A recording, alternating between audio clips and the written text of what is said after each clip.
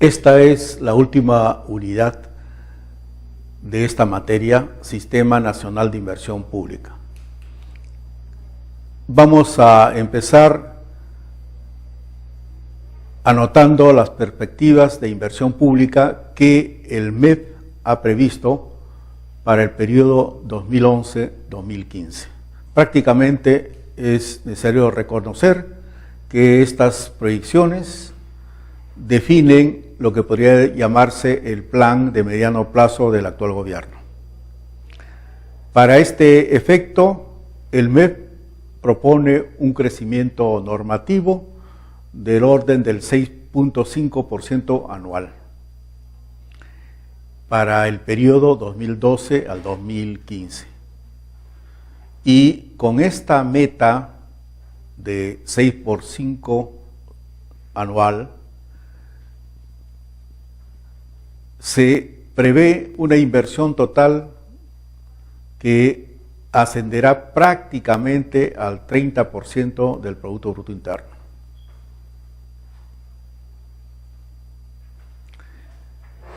¿Esto qué quiere decir? Que tendremos en los próximos años una inversión privada del orden del 23% y la inversión pública alrededor del 6.5% anual. En el mismo documento del marco macroeconómico se plantea que hacia el 2015 el Producto Bruto Interno del Perú alcanzará la cifra de 260.000 millones de dólares. Y en ese año la inversión privada alcanzaría 60.000 millones y la inversión pública 16.000 millones de dólares. Es decir, guardando la proporción de alrededor del 6% anual con respecto al PBI y más del 20% en el caso de la inversión privada. Como se puede observar, se estarían rompiendo récords en términos de la inversión promedio histórica, que ha sido del orden del 20% en las dos últimas décadas.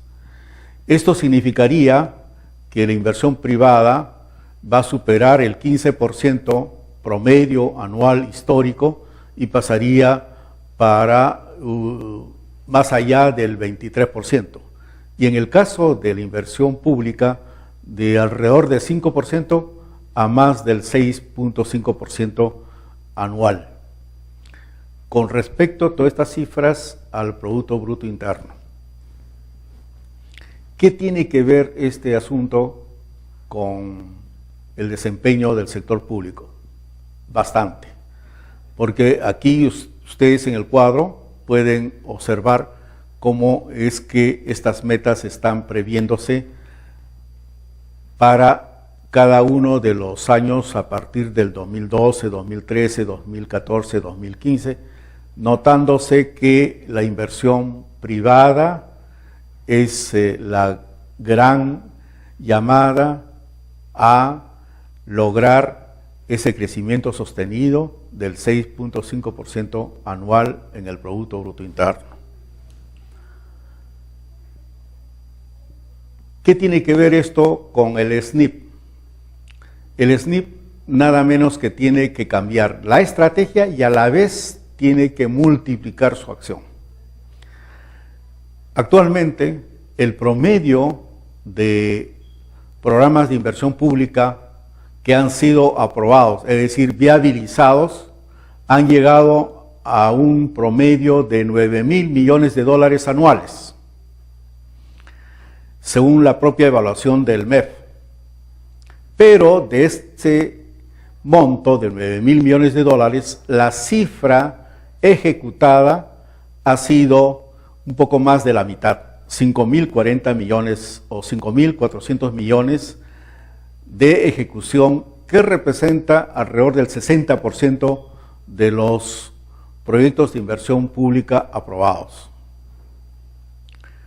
Si es que se postula una ejecución promedio de 12.000 millones de dólares anuales para la inversión pública, entonces, con una ejecución actual promedio de 5.400 millones de dólares, necesitamos más que duplicar el esfuerzo del SNIF en cuanto a ejecución, considerando proyectos de inversión pública tradicionales. Entonces vean ustedes que habría que redoblar el esfuerzo, no solamente en la aprobación o la viabilización, sino también y sobre todo en la ejecución. Aquí tienen ustedes los datos que sustentan esto que decimos.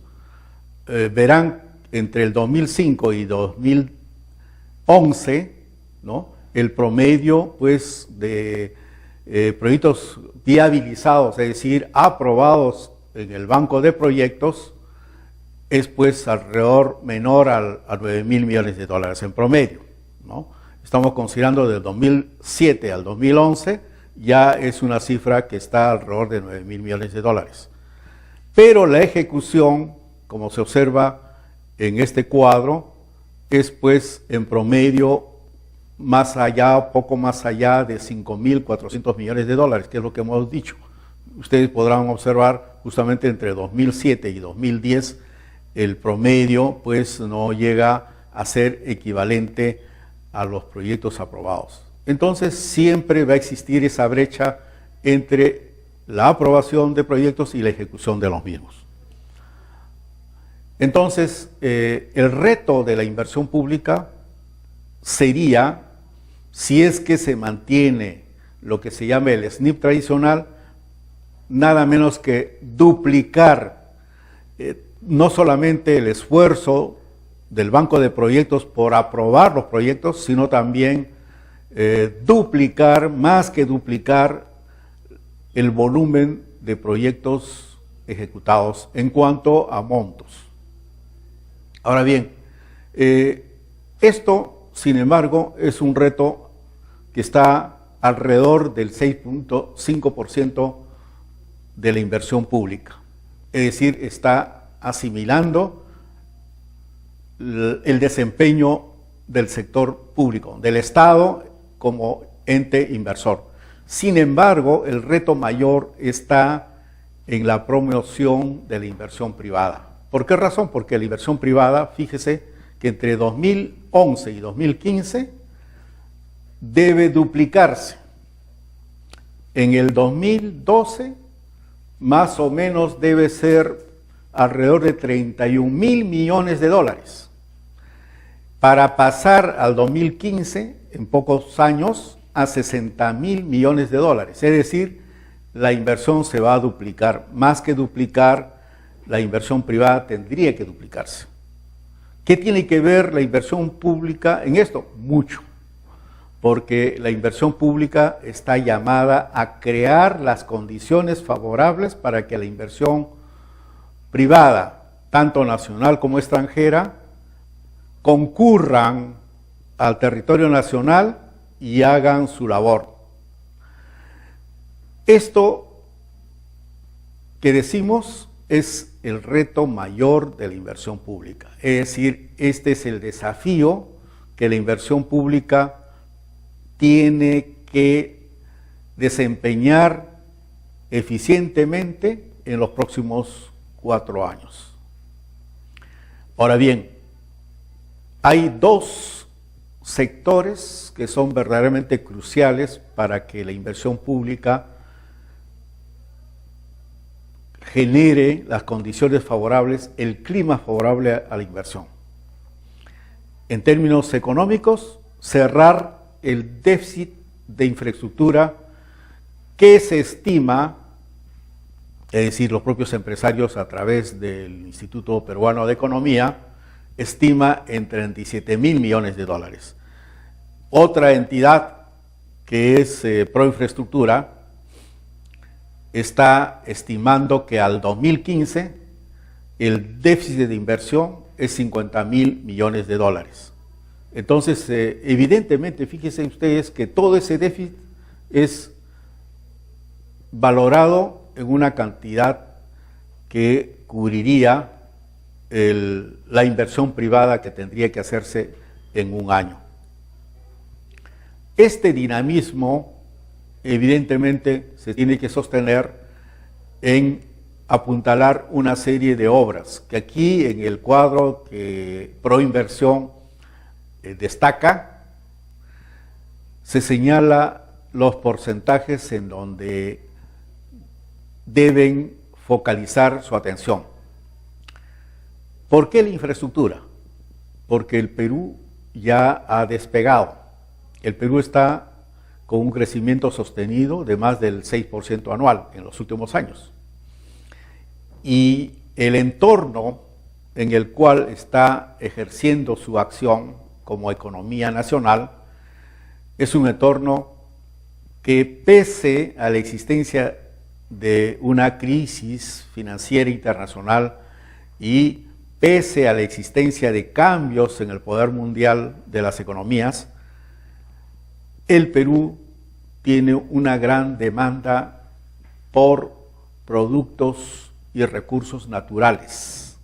Y para ello necesita cerrar la brecha de infraestructura. ¿Por qué? Porque se tiene que conectar las regiones del interior del país entre sí y todas estas regiones con el entorno mundial, para darle justamente la adecuada competitividad territorial al Perú y seguir gozando de un mercado vasto del mundo. Entonces, este es uno de los retos importantes.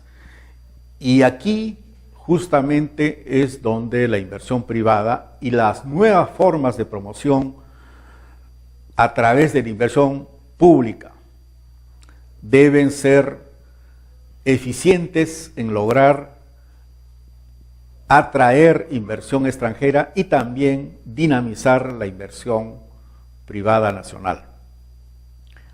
Este es el primer centro de atención de la inversión pública y de la promoción desde el Estado de la inversión privada. El otro foco de atención son las concesiones en la minería.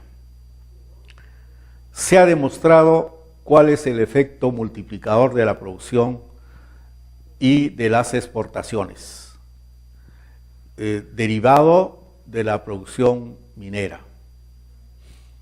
En la minería hay cabal conciencia que del total de las exportaciones peruanas, por lo menos el 70% se deben a la explotación minera. Por otro lado, este es el sector que tiene sus mayores efectos en el crecimiento sostenido de la economía. Por lo tanto, es importante reconocer por qué las nuevas formas de promoción de la inversión a través de las concesiones tienen su foco de atención en la minería, entre otras de las actividades más importantes. Cuando se habla de concesiones en la minería, estas no solamente comprenden la producción en sí, sino comprenden los derechos de exploración y explotación de los recursos minerales. Decimos que esta fase de exploración y explotación de los recursos minerales, sobre todo la fase de exploración, es muy importante, porque generalmente los grandes yacimientos para tajo abierto demoran en promedio alrededor de 15 años en adoptarse la decisión de inversión. Entonces, si es que el Estado logra contraer este periodo, creando las garantías y las condiciones favorables a la inversión privada, evidentemente el beneficio va a ser muy importante en lograr ese crecimiento sostenido de alrededor de 6.5% anual en nuestro PBI. ¿Cuál es la nueva estrategia del SNIP? Entonces, a partir de lo anterior, podemos decir lo siguiente. En primer término, debemos reconocer que el SNIP formó parte de la etapa de ajuste y estabilización macroeconómica de la década de los 90, cumpliendo dos roles. Uno, la desestatización de la inversión. Hay que reconocer que en ese periodo el Estado tenía una predisposición por ingerir en la política económica y conducir directamente la economía a través de empresas estatales. Y la otra es paliar los efectos de la estabilización que causaron una pauperización de vastos sectores de la población, que fueron afectados por la transparencia de precios. ¿Por qué razón en este periodo se tuvieron que hacer esto? Simplemente porque se estaban creando las condiciones para la transición de una economía social de mercado con mucho sesgo estatal a una economía libre de mercado. Por eso que en este periodo de estabilización y ajuste, la gran mayoría de proyectos han venido siendo de inversión social y sus mayores ejecutantes han sido los gobiernos locales. Los proyectos de inversión pública han sido de carácter social y han sido ejecutados mayormente por gobiernos locales, dada que su naturaleza era fundamentalmente de alivio a la pobreza y también de naturaleza pequeña para las entidades ejecutoras locales. Este ciclo de estabilización y la consolidación de la economía de mercado se puede decir que se han venido agotando en estos primeros años de la presente década, de este milenio, y que se ha acelerado su vigencia indiscutible con la crisis del sistema financiero internacional. ¿Esto qué quiere decir? Que el Perú está reconsiderando la labor importante del sector público, del Estado, y por lo tanto está asimilando la necesidad de adoptar estrategias de promoción de la inversión privada y de su propia acción para lograr un crecimiento sostenido. Lo primero que se le ha dicho al Estado, todos los observadores extranjeros y también los economistas más destacados del país reconocen que un crecimiento basado en las exportaciones primarias tienen una alta vulnerabilidad, porque existe lo que se llama los shocks externos, es decir, los precios de intercambio pueden ser negativos, es decir, el capital puede fugar tan pronto como se muestre algunos síntomas que impiden la sostenibilidad de esas inversiones en el país, como puede ser problemas en la democracia, como puede ser la inflación, como puede ser el déficit del sector público. Entonces, evidentemente hay mucha vulnerabilidad en una economía que dependa tanto del exterior. Por esa razón, la nueva estrategia del SNIP plantea las siguientes tareas.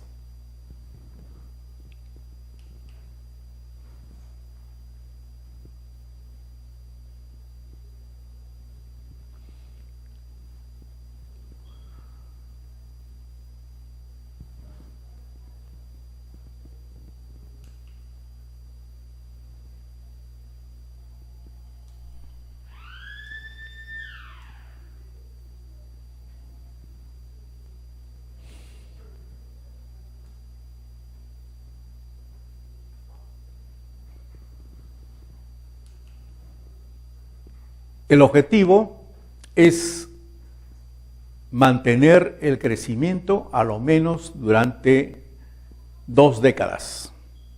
Ya tenemos más o menos una década y lo ideal sería proseguir con este estilo de crecimiento, un crecimiento sostenido por la otra década siguiente, es decir, hasta el 2021, es decir, hasta el periodo de aniversario de los 200 años de la independencia peruana. Y frente a esta situación, el desafío es que la inversión pública armonice con las inversiones del sector privado para modernizar los mercados internos y lograr el mejor posicionamiento del país en los mercados mundiales, que son cada vez más competitivos. La alternativa que hoy en día se levanta es la diversificación de las exportaciones y el mayor valor agregado de las mismas. Para ese efecto, la nueva estrategia, el SNIP moderno, que diría el presidente, debe ser aquel que deja de lado las inversiones sociales individuales y pequeños para priorizar redes de proyectos bajo la metodología del programa presupuestal orientado por resultados. Por ejemplo, es la metodología que se supone que al 2016 debe cubrir todas las acciones del Estado, con proyectos de inversión social y los proyectos de naturaleza multidimensional, como son los programas. Esta es la primera transformación. La otra transformación es pasar de proyectos de inversión pública individuales y pequeños a proyectos más productivos, ligados a la metodología de conglomerados y cadenas productivas. Este elemento es el que todavía apenas se ha comenzado. Mientras que en el caso de pasar de proyectos de inversiones individuales pequeños y de inversión social a redes de proyectos sociales, por la metodología del presupuesto orientado por resultados, ya ha venido realizándose y se supone que a la fecha más o menos se ha transitado de un 40% y que se espera que al 2016 se cubra el 100% del gasto público en la promoción empresarial y el desarrollo productivo de los proyectos a partir de los proyectos de inversión pública. Es todavía una tarea que no está mayormente emprendida. Hay problemas de la Constitución, hay problemas por el hecho de que cómo se va a estructurar esta nueva economía. Va a ser el sector asociativo, va a ser lo que se denomina la economía solidaria, o van a ser siempre la miriada de proyectos pequeños de la micro y la pequeña empresa, de alguna manera atomizados. Esta es una pregunta que todavía no encuentra respuesta, pero que la nueva estrategia del SNIP tendría que contener. Otro elemento es el que debería existir entre los proyectos estratégicos y los proyectos de corto plazo. Hoy en día la mayoría de los proyectos de inversión pública son de corto y mediano plazo. Tenemos que pasar a proyectos estratégicos, a megaproyectos de naturaleza multisectorial e interregional. Este es un cambio que también está por hacerse. A la fecha tenemos a Proinversión, que recibe el encargo del Estado por promocionar proyectos, por vender proyectos, pero el Estado todavía no tiene un programa afiatado de proyectos de esta naturaleza que hayan sido consensuados, debatidos, discutidos y técnicamente viables o viabilizados. Para este efecto, lo que existe es que estamos tratando de desarrollar vía los proyectos de asociación público-privada estos proyectos de inversión estratégicos.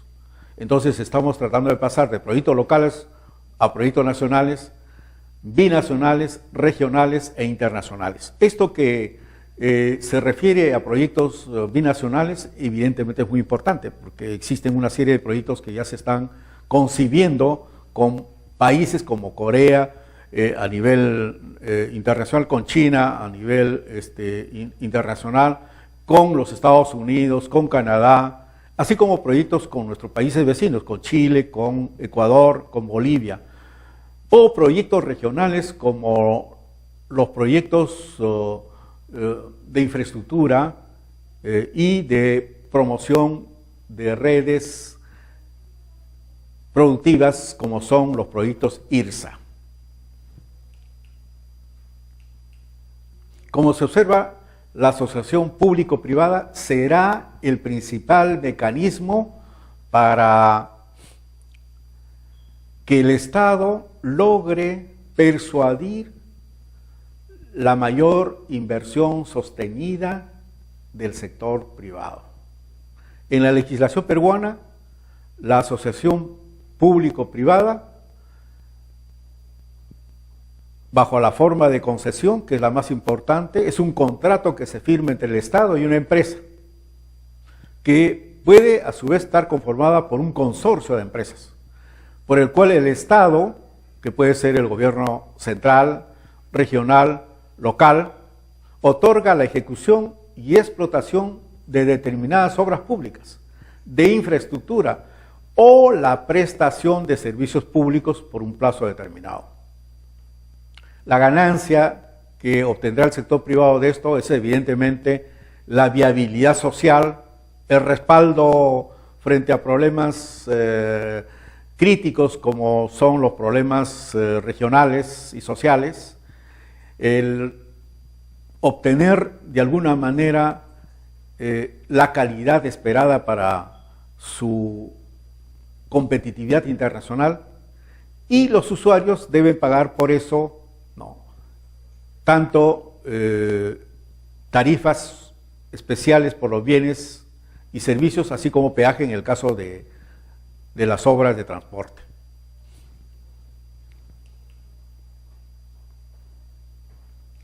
¿Cuáles son las modalidades de promoción de la inversión privada? Vean ustedes que el Estado, en todos los países de América Latina que más desarrollo sostenido han alcanzado en su economía, vienen realizando estas actividades desde hace más o menos 20 años. Las modalidades de promoción de la inversión privada es la venta de activos, ¿no? Es decir, la famosa privatización, ¿no? Las concesiones, que es el hecho administrativo, el acto administrativo por el cual el Estado otorga a personas jurídicas nacionales o extranjeras la ejecución y explotación de determinadas obras públicas de infraestructura por un plazo determinado, que como ya hemos sostenido. También tenemos la asociación en participación. Una empresa estatal asociante concede a una o más empresas privadas denominadas asociados una participación en el resultado o en las utilidades, a cambio de una determinada contribución, ¿no? Este es el caso de las acciones que está tratando de realizar Petroperú estos últimos años.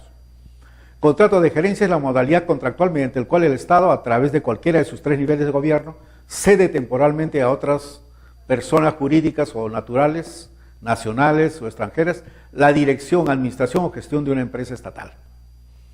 Por ejemplo, existe mucha voluntad en determinado tipo de servicios sociales, este tipo de contrato de gerencia, para que el sector privado pueda llevar una mejor gestión con costos menores a los que el Estado viene implementándose. Contrato de riesgo compartido o joint venture, que es lo conocido, por el cual el Estado conjuga sus recursos con el sector privado para que ambos compartan riesgos, costos de inversión, costos operativos, entre otros. Y una actividad que ha estado bastante concurrida es el acuerdo por el cual el Estado transfiere una parte del proceso productivo bajo la condición de que el inversionista privado asuma las tareas contratadas por su cuenta. Y riesgo es la terciarización, el outsourcing. Aquí en este cuadro de proinversión se ve estas diferentes formas de inversión llevadas adelante por el Estado. ¿Cuál es la clasificación de la asociación público-privada? Hay las formas de autosostenible y las formas de cofinanciamiento, que ustedes encontrarán en el Decreto Ley 1012. Las formas de autosostenible requieren identificación de la oferta y demanda, descripción del servicio, inversiones que tenían en cuenta tarifas de servicios, es necesario la evaluación económica y financiera, la asignación de riesgos, las ventajas que tendría frente a otro tipo de inversiones. El SNIP tiene que darle la declaración de viabilidad. Evalúa si supera el costo de 100.000 unidades tributarias, es decir, de 140 millones de dólares, con la finalidad de que estas puedan ser habilitadas para obtener un cofinanciamiento, que sería del orden del 30% de dicho costo. Aquí, digamos, existe en el país una serie de obras que se vienen llevando con este mecanismo. Aquí yo les quiero simplemente hacer notar a ustedes, antes de terminar, que hay toda una metodología que ha sido desarrollada por IRSA, que tendremos ocasión quizás de revisar en la clase del día domingo, una metodología por el que se desarrolla una infraestructura física de carácter internacional. El Perú va a estar integrado físicamente a nuestros países vecinos, especialmente al Brasil. Una integración sobre todo bioceánica. Esa integración bioceánica no solamente será de carácter físico, es decir, a través de las redes de comunicación de múltiplo propósito, que pueden ser con comunicación lacustre, ferroviaria, comunicación de las redes, de las carreteras transnacionales o internacionales, sino también a través de todas las redes de la integración que se han llamado las carreteras longitudinales de la sierra y la selva. En este cuadro ustedes podrán ver las concesiones que en el sector transportes se han urdido hasta el periodo del 2010. De hecho, ya hay acuerdo para proseguir una serie de obras hacia el 2020. Aquí ustedes pueden observar el conjunto de las vías de las carreteras interoceánicas. Bueno, para este modelo de integración regional existe toda una metodología, que es la que nosotros veremos posiblemente en el día sábado. Yo aquí estoy presentando solamente que esta es una línea. La otra línea, antes de terminar, es que la integración física internacional solamente se garantizará si es que se consolida una cartera de proyectos de carácter productivo empresarial. Y para ello, en IRSA se ha definido una cartera de proyectos de cadenas productivas a ser implementadas y ejecutadas a nivel de acuerdos binacionales o internacionales con los países vecinos. Es decir, estaríamos dando lugar a empresas multinacionales. Entonces, como ven ustedes, de pequeñas actividades y proyectos de naturaleza local y orientada a la prestación de servicios para mejorar la calidad de vida, el Estado está recuperando otra vez su rol de promotor del desarrollo mediante la promoción de la inversión privada aplicado aplicada esta inversión a programas concebidos por los gobiernos a nivel internacional como parte de acuerdos latinoamericanos. Este es el ejemplo de IRSA. Entonces, fíjese todo el proceso de tránsito que se está viviendo y que yo considero que van a ser el centro de la nueva estrategia de promoción estatal de inversiones y del nuevo SNIP. Muchas gracias.